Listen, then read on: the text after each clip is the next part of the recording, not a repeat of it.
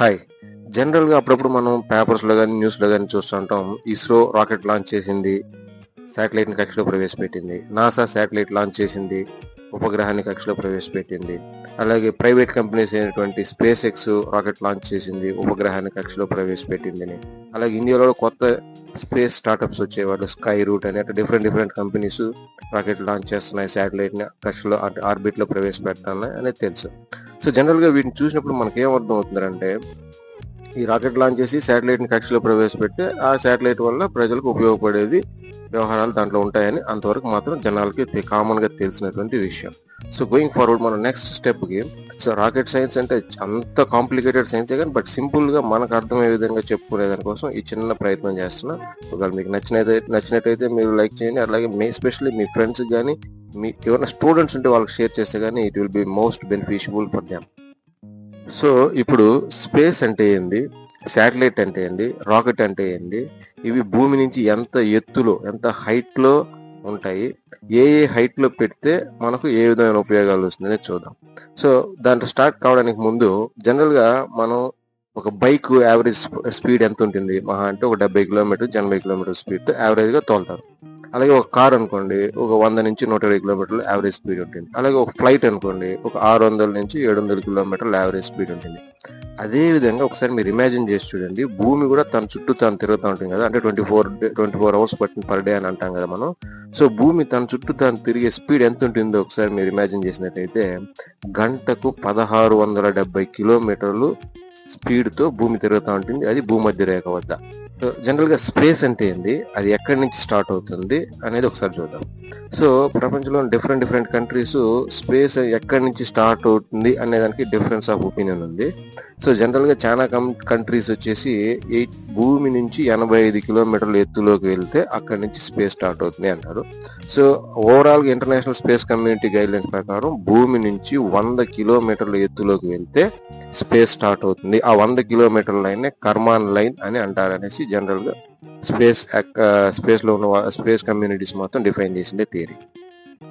స్పేస్‌లో ఏంటంటే zero gravity ఉంటుందన్నమాట. అంటే జీరో గ్రావిటీ అంటే అదేం పెద్ద డిఫికల్ట్ ఇదేం కాదు.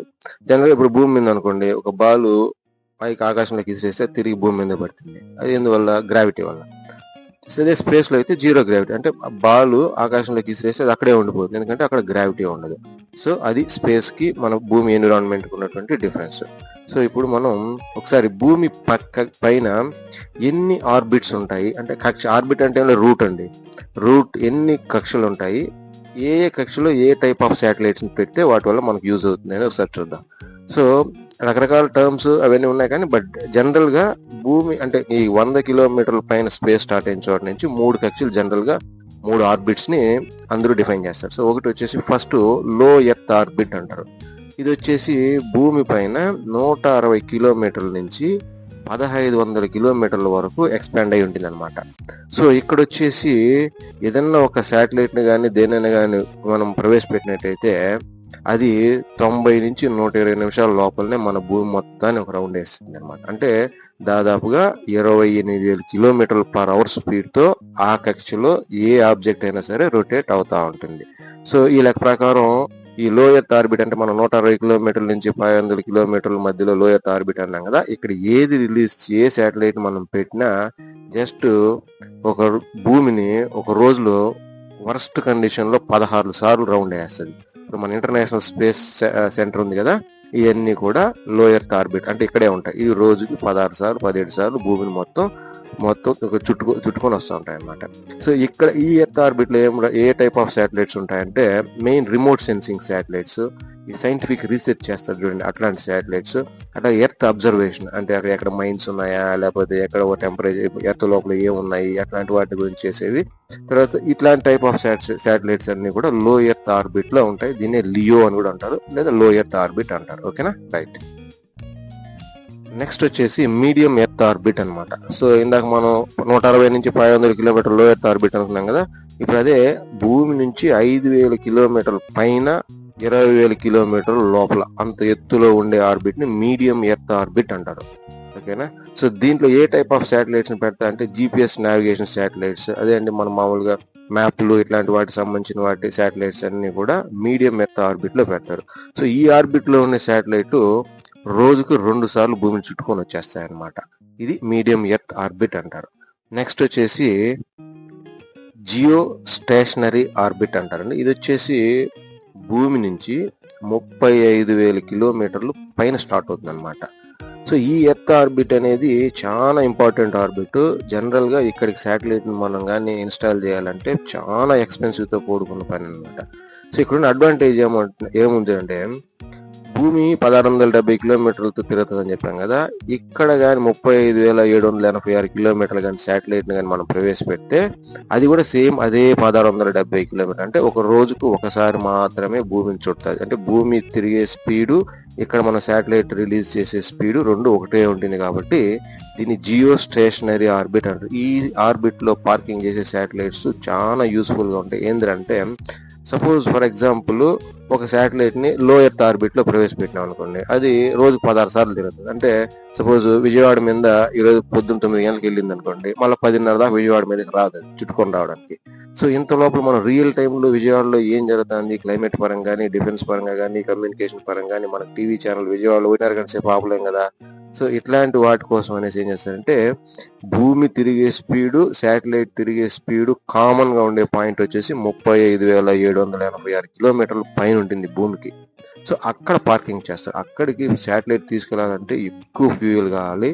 దానికోసం మన వాళ్ళు జిఎస్ఎల్వి శాటిలైట్స్, ఇండియా వాళ్ళు ఇస్రో యూస్ చేసి జిఎస్ఎల్వి శాటిలైట్స్ అంటారు, జియో సింక్రోనస్ శాటిలైట్స్ అంటారు దాన్ని. సో అక్కడ జియో సింక్రోనస్ అంటే సింక్ అంటే ఎర్త్, జియో అంటే ఎర్త్ స్పీడ్ తో అక్కడ సింక్ అయ్యే శాటిలైట్ ని జియో సింక్రోనస్ శాటిలైట్స్ అంటారు. ఇవి వచ్చేసి మనకు 35,786 కిలోమీటర్ల పైన ఉంటాయి. ఇక్కడ ఏ శాటిలైట్ అయినా భూమి ఒక రోజులో 24 గంటలు తన చుట్టూ తను తిరిగినట్టుగా అక్కడ మనం పెట్టే ప్రతి శాటిలైట్ కూడా 24 గంటలు పడుతుంది ఒక రొటేషన్ వేయడానికి. జనరల్ గా మనకు వచ్చే టీవీ కానీ, ఫోన్స్ సంబంధించి సిగ్నల్స్ కానీ, ఇట్లాంటివన్నీ కూడా అంటే 24/7 మనకు ఏదైనా పర్టికులర్ ఒక రీజియన్ లో కమ్యూనికేషన్ ఉండాలా అంటే ఆ satellite compulsory geostationary orbit లోనే మనం పార్కింగ్ చేయాలా.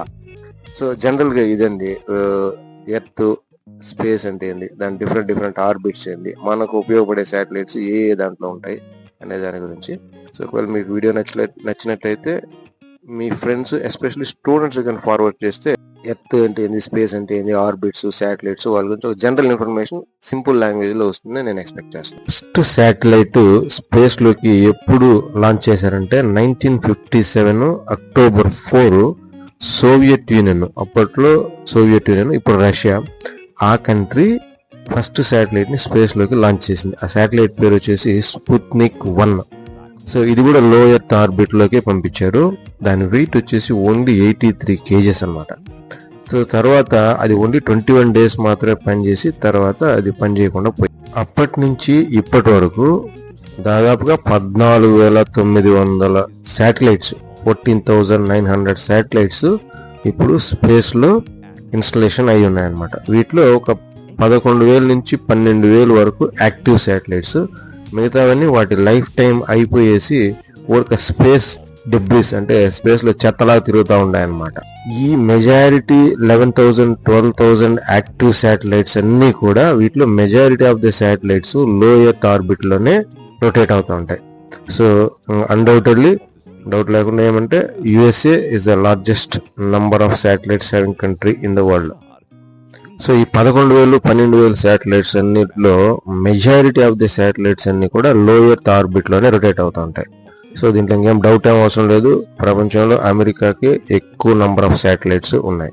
వీటిలో American private space company space X కి దగ్గర 6,000 శాటిలైట్స్ లో ఎర్త్ ఆర్బిట్ లో యాజ్ అండ్ డేట్ ఫంక్షన్ లో ఉన్నాయన్నమాట. దీంతో వాళ్ళు స్టార్ లింక్ అనేసి ప్రపంచం మొత్తానికి ఇంటర్నెట్ త్రూ స్పేస్ ద్వారా కనెక్ట్ చేయడానికి కోసం ఈ శాటిలైట్లు అన్నిటిని కంటిన్యూస్ గా లాంచ్ చేస్తున్నారు. ఇంకా కూడా లాంచ్ చేస్తారు ఫ్యూచర్ లో.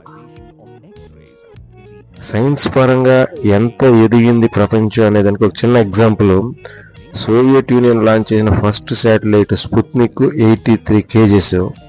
ఈరోజు కేవలం ఇంటర్నేషనల్ స్పేస్ సెంటర్, స్పేస్ లో ఎర్త్ ఆర్బిట్ లో రొటేట్ అవుతా ఉండే స్పేస్ సెంటర్ వెయిట్ ఎంత ఉంటుందో తెలుసా? కొన్ని వేల కేజీలు ఉంటుంది అనమాట.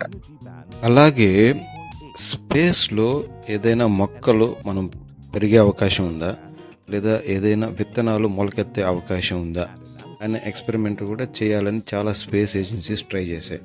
సో ఇంటర్నేషనల్ స్పేస్ సెంటర్లో ఆల్రెడీ ఆ టైప్ ఆఫ్ రీసెర్చ్ కంటిన్యూస్గా జరుగుతూనే ఉంది. అయితే మన ఇండియన్ ఇస్రో కూడా అట్లాంటి ప్రయత్నం మొన్న అంటే 1 year బ్యాక్ అట్లాంటి ప్రయత్నం ఒకటి చేసింది. సో ఇదేంటంటే బేసిక్గా ఇప్పటి వరకు స్పేస్లోకి వెళ్ళిన ఇండియన్స్ రాకేష్ శర్మ అప్పుడెప్పుడో వెళ్ళాడు. తర్వాత మొన్న శుభాంశు శుక్లా వెళ్ళొచ్చాడు. అయితే వీళ్ళిద్దరూ కూడా ఇంటర్నేషనల్ అదర్ కంట్రీస్ యొక్క స్పేస్ వెహికల్స్తోనే స్పేస్లోకి వెళ్ళారు. బట్ ఇండియా కూడా గగన్యాన్ ప్రాజెక్ట్ ద్వారా సొంత మన ఇండియన్ స్పేస్ వెహికల్లో స్పేస్కి వెళ్ళి తిరిగి సేఫ్గా భూమి మీదకి రావడానికి ఆల్రెడీ ఒక ప్రయత్నం స్టార్ట్ చేసింది. సో ఆ ప్రయత్నంలో భాగంగా లాస్ట్ ఇయర్ స్పేడెక్స్ అనే ఒక శాటిలైట్ని స్పేస్లోకి పంపించింది.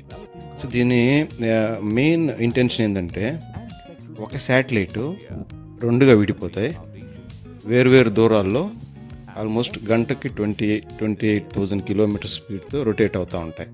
తిరిగి వాటిని అదే స్పీడ్లో తీసుకొచ్చి ఒకటిగా కనెక్ట్ చేయాలి. సో దీన్ని డాకింగ్ అండ్ అన్డాకింగ్ అంటారు. ఈ experiment last year SpaDeX satellite ద్వారా చేశారు. సో ఇది ఎందుకు ఉపయోగపడుతుందంటే గగన్యాన్లో రేపు స్పేస్లోకి వెళ్ళిన తర్వాత రొటేట్ అయ్యి తిరిగి అదే మన స్పేస్ వెహికల్తో కనెక్ట్ అయ్యి సేఫ్గా రావడానికి ఒక రిహార్సల్స్ లాగా చేశారనమాట. సో ఈ స్పేడెక్స్ శాటిలైట్లో ఇంకొక ఎక్స్పెరిమెంట్ ఏం చేశారంటే కౌ పీస్ ఉంటాయి కదా, అంటే అలసంద గింజలు ఉంటాయి చూడండి, వాటిని స్పేస్లో మొలకెత్తించవచ్చా అని ఇస్రో ప్రయత్నం చేసింది. ఎందుకు అలసంద గింజల్ని లేదా కౌ పీస్ని సెలెక్ట్ చేశారంటే సో వీటికి జెర్మినేషన్ టైం చాలా ఫాస్ట్గా ఉంటుంది, అంటే మొలకెత్తే టైం చాలా ఫాస్ట్గా ఉంటుంది. సో అందుకోసం అనేసి ఈ సీడ్స్ని తీసుకెళ్ళి స్పేస్లో ఒక విత్తనం మొలకెత్తే వాతావరణాన్ని క్రియేట్ చేసి ఒక వారం రోజులు నీట్గా ఇక్కడి నుంచే దాన్ని కంట్రోల్ చేస్తా, దానికి కావాల్సిన వాటర్ న్యూట్రియంట్స్ అన్నీ ఇస్తా దాన్ని మొలకెత్తించే విధంగా ప్రయత్నం చేశారు. ఆ వీడియో కూడా ఇక్కడ అటాచ్ చేయండి. సో ఇది బై అండ్ లార్జ్ స్పేస్ దీని గురించి. అలాగే ఇప్పుడు మన ఫ్యూచర్లో వచ్చేసి ఈ ఇంటర్నేషనల్ స్పేస్ సెంటర్ అంటే ఏంది, అక్కడ దాంట్లో ఏ టైప్ ఆఫ్ ప్రయోగాలు చేస్తారు, అది ఎవరిది, ఇప్పటి వరకు ఏ కంట్రీస్ దాంట్లో కొలాబరేట్ అయినాయి అనేది తర్వాత ఒక వీడియో డీటెయిల్గా ఎక్స్ప్లెయిన్ చేస్తాను. ఓకేనా, thank you. So by and large space అంటే ఏంది, రాకెట్ అంటే ఏంది, శాటిలైట్ అంటే ఏంది, భూమి నుంచి ఎంత ఎత్తులో స్పేస్ ఉంటుంది, అక్కడ నుంచి ఆర్బిట్లు ఏ కిలోమీటర్ ఎంత హైట్లో ఆర్బిట్స్ ఉంటాయి, ఏ ఆర్బిట్లో ఏ టైప్ ఆఫ్ శాటిలైట్స్ ఉంటాయి, ఫస్ట్ శాటిలైట్ లాంచ్ చేసిన కంట్రీ ఏది, తర్వాత యాజ్ ఆన్ డేట్ ఎన్ని శాటిలైట్లు స్పేస్లో ఉన్నాయి, ఈ శాటిలైట్స్ వల్ల యూజెస్ ఏంది, ఇవన్నీ ఇప్పుడు మనం డిస్కస్ చేసాం. రైట్, ఒకవేళ మీకు నచ్చినట్టయితే మీ ఫ్రెండ్స్కి షేర్ చేయండి. ఎస్పెషల్లీ స్టూడెంట్స్కి కానీ షేర్ చేస్తే వాళ్ళకి ఈ ఇన్ఫర్మేషన్ చాలా యూస్ఫుల్గా ఉంటుంది. స్పేస్ మీద వాళ్ళకి ఇంట్రెస్ట్ పెరగడానికి చాలా ఛాన్సెస్ ఉంటాయని నా personal feeling. Thank you. Once again, thank you very much for watching. Jai Hind.